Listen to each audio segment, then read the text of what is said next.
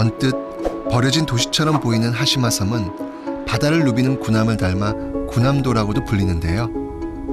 사실은 축구장 2개 크기의 인공섬입니다. 지하에는 개항 이후 일본 산업화를 지탱했던 탄광이 있었습니다.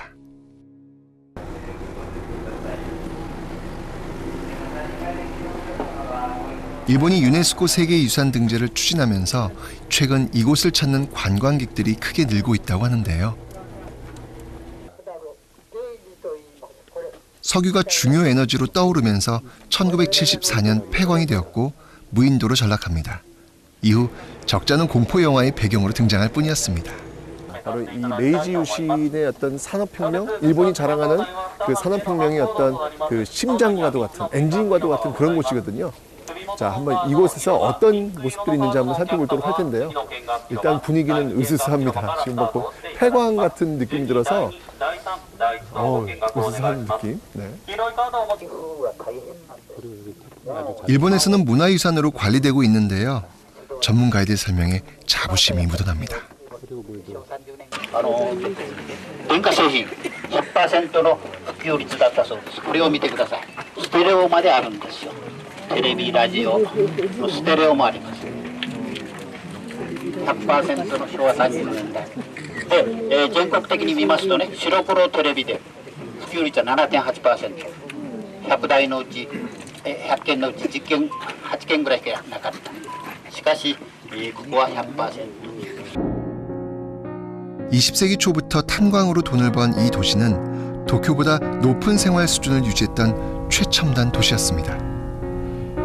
고층 아파트가 잘 보여주는데요. 메이지 시대 제철소에서 만든 철근에 콘크리트로 지은 이 아파트는 일본 최초를 자랑합니다.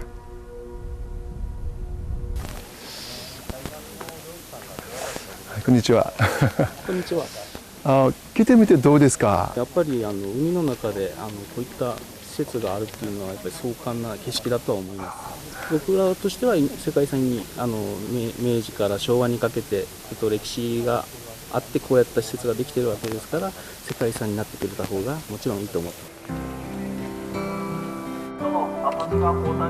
す。 일본인들의 자부심이 아주 이해가 안 가는 건 아닙니다. 하지만 진실을 다 알게 돼도 그럴까요? 일본의 근대화, 산업화에 쓰인 이곳의 그 어마어마한 양의 석탄은 누가 어떻게 캔 걸까요? 바로 조선을 비롯한 아시아 10여 개국 노동자들이었습니다. 좀 그렇게 기억하고 싶은 것만 기억할까요? 자, 이 메이지 유신은 일본을 아시아 최강의 반열에 올려놓았지만 시간이 지나면서 침략과 약탈의 밑거름이 됩니다. 대표적인 사례가 바로 이곳 하시마 섬입니다.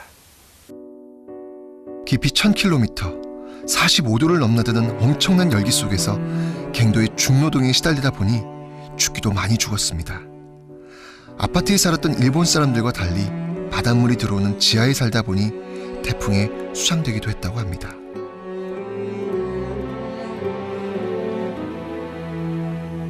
교사로서 이 도시에서 제일 궁금했던 곳은 역시 학교였습니다.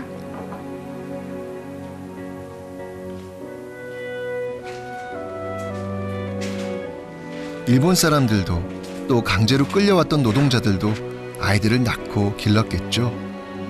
섬 한쪽에는 일본 아이들이 공부했던 교실의 흔적이 남아 있었습니다.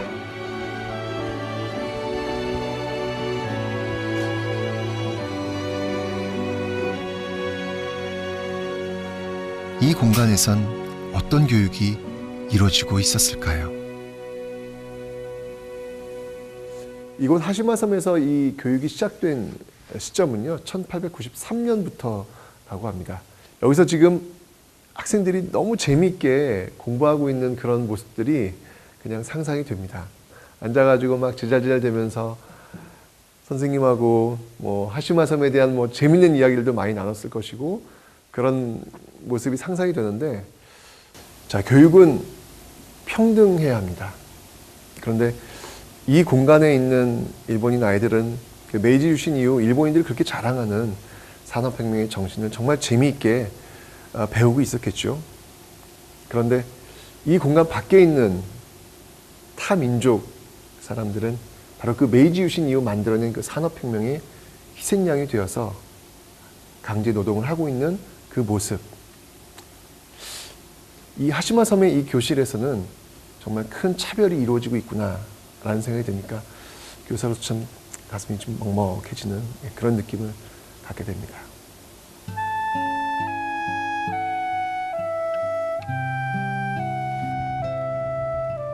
저 구름처럼 이 지옥선 밖으로 탈출하고 싶었던 사람들의 마음은 어땠을까요?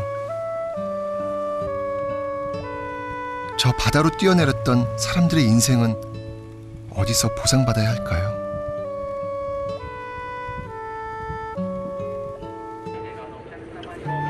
군함도는 증언하고 있습니다. 주변국들의 희생을 담보로 한 발전은 진짜가 아니라고 말입니다. 그리고 역사는 영광과 아픔을, 감사와 반성을 모두 담고 있어야 한다고 말입니다. 이 군함도를 보면요, 저는 그 개항의 역사와 정말 잘 부합하지 않는가라는 그런 생각이 듭니다. 무슨 말이냐면 이 메이지 유신을 통해 가지고 일본은 비약적인 성장을 이뤄내잖아요. 그런데 그 비약적인 성장 그 이면에는 바로 주변국들에 대한 침략과 수탈이 분명히 공존하고 있는데, 바로 이곳 군함도가 그 공존의 그 모습을 그대로 담아내고 있는 곳이 아닐까라는 생각이 듭니다. 휘황찬란한 어떤 그런 모습들, 그 이면에 그 땅 속에 들어가고 있는 그 강제징용자들의 그 많은 아픔과 땀, 이런 것들이 그냥 하나로 지금 담겨져 있는 곳이 바로 이곳 군함도가 아닌가라는 생각을 하면서 저는 떠나고 있네요.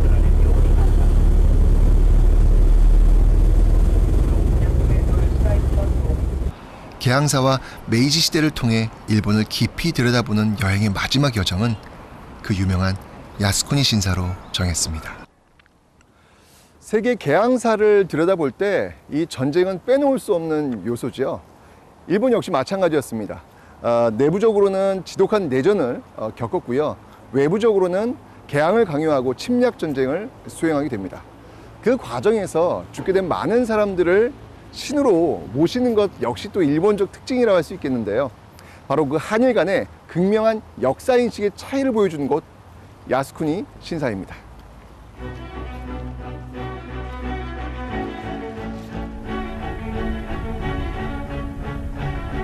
일본 최대 규모의 호국 신사 야스쿠니. 일본 정부는 국립묘지에 불과하다고 주장하는데도 주변국들은 왜 그토록 거부감을 갖고 있는 걸까요? 나라를 편안하게 한다는 이름과 달리 전쟁과 침략을 합리화하고 있기 때문입니다. 입구부터 확인할 수 있는데요. 일본 최초의 서양식 동상, 그 주인공은 일본 최초의 해군함대 설계자이자 근대 일본 군대의 창설자 오우무라 마스지로입니다. 메이지 유신과 일본의 팽창을 상징하는 인물이죠.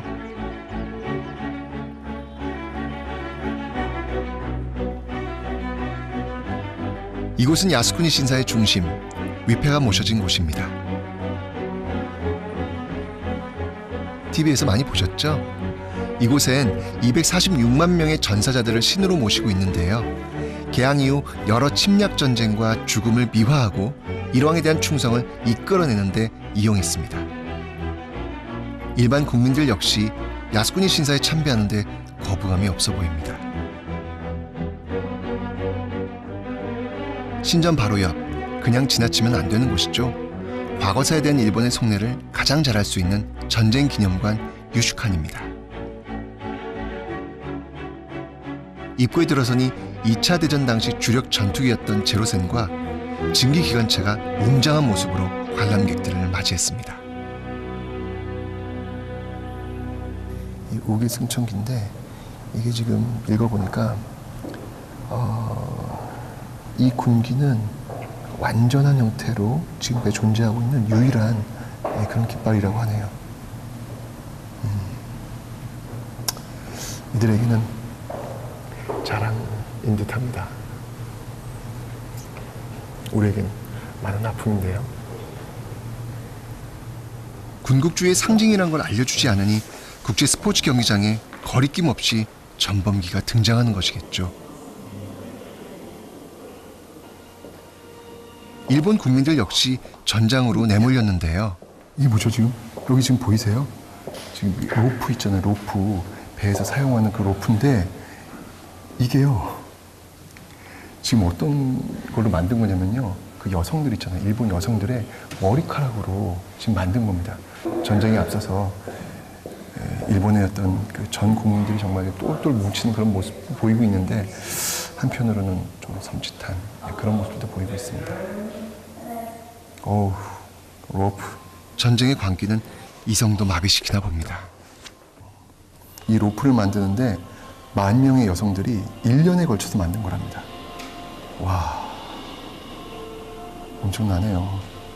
예전엔 전쟁 세대나 가는 곳으로 여겨졌었는데 대대적인 공사로 청년층까지 끌어들이고 있는데요. 주로 역사 왜곡과 침략에 대한 변명입니다. 좋은 예를 하나 보여드릴까요? 일본인들이 이야기하는 그 진화 사변이 뭐냐면 바로 1937년 일어났던 그 중일 전쟁을 이야기합니다. 중일 전쟁을 이들은 이렇게 표현을 하는 거죠. 근데 그 과정에서 지금 남경 대학살이 있었지 않습니까? 일본인들이 정말 많은 중국인들을 학살했던 그 사건인데 난징 대학살은 일본 제국주의 팽창을 가장 극명하게 보여주는 사건으로 꼽힙니다. 6주 동안 무려 20-30만 명 이상의 중국인이 아주 잔인한 방법으로 학살됐습니다. 물론 일본은 부인하고 있습니다. 바로 이것이 주변 피해국들을 대하고 있는 일본의 태도입니다. 그 남경을 점령하는 과정만 나왔고요.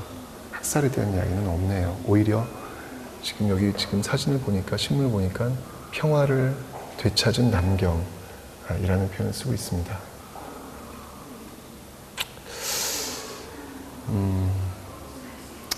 그냥 조금만이라도 전쟁에 대한 반성, 이건 뭐 일본이나 뭐 다른 나라를 떠나서 인간에 대한 기본적인 어떤 예의, 이런 모습들을 조금이라도 좀 볼 수 있었으면 하는 그 작은 희망을 갖고 지금 제가 이곳을 돌고 있는데요. 쉽지 않습니다. 어렵네요. 다른 나라의 희생은 축소하거나 외면하면서 일본군 전사자들의 희생은 강조해 놓았는데요. 그래도 전쟁의 비극이 느껴져 마음이 무거웠습니다. 여기 그 편지 내용을 한번 보니까요. 아유, 마음이 너무 짠하네요. 어머니한테 편지 쓰는데 내일이면 아마 적과 만날지 모른답니다. 어떻게 보면 유서 아닐까요? 그런 내용을 지금 담고 있는 그런 편지를 보니까 마음이 또 착잡하네요. 전쟁 앞에 있는 한 인간의 모습. 일본은 사과를 충분히 했다고 하죠. 그러나 이곳을 둘러보면 그 사과가 얼마나 진정성 없는 것인지 알 수 있습니다. 반성도 평화에 대한 다짐도 없는 전쟁 기념관. 공포스럽기까지 했습니다. 심지어 전쟁의 원인조차도 다른 나라에 돌리고 있습니다.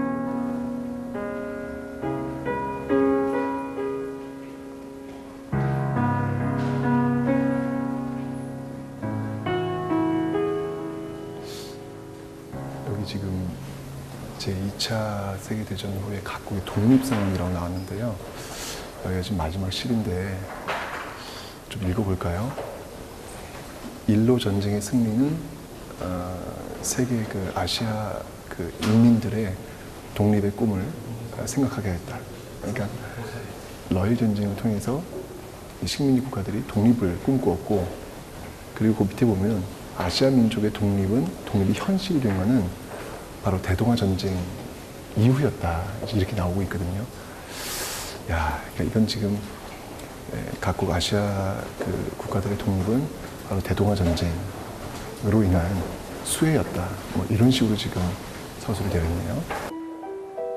요새 교과서 왜곡 문제로 논란이 많은데요. 일본 청소년들이 이런 논리로 아시아의 역사를 배운다면 다음 세대에도 건강한 한일 관계는 요원하겠다라는 무서운 생각이 들었습니다. 진실을 왜곡하고 전쟁미와 일색인 전시물을 보고 난 평범한 시민들 반응이 궁금했습니다. 과거에 우리나라가 행했던 그런 모습들에 대해서 생각을 해보는데 침략의 정의가 무엇인가 라고 지금 글을 적고 있네요. 일본이 패전국가가 되었기 때문에 침략을 한 나라로 규정된 건 아닌가 라는 이런 글을 보면서 저는 정말 좀 충격이었습니다. 야스쿠니 신사를 한 바퀴 돌면 일본인들은 이렇게 적을 수밖에 없겠구나 라는 생각이 듭니다. 그래서 이곳 야스쿠니 신사는 어떤 추도의 어떤 기념관으로 국한되는 게 아니라 이렇게 교육의 장으로 활용되고 있다.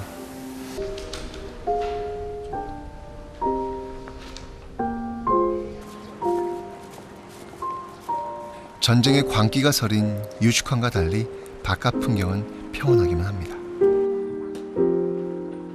야스쿠니 신사 앞에서 참배하는 일반 시민들의 모습도 평범해 보였습니다.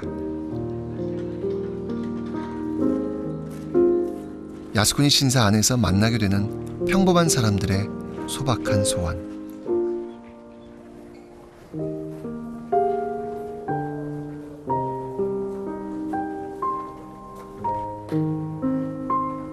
이곳에 오시는 내내 이 부조화를 느끼게 되실 겁니다. 아무리 걸어도 쉽게 지치지 않던 제가 신사 하나 둘러봤을 뿐인데 이상하게도 진이 다 빠졌습니다.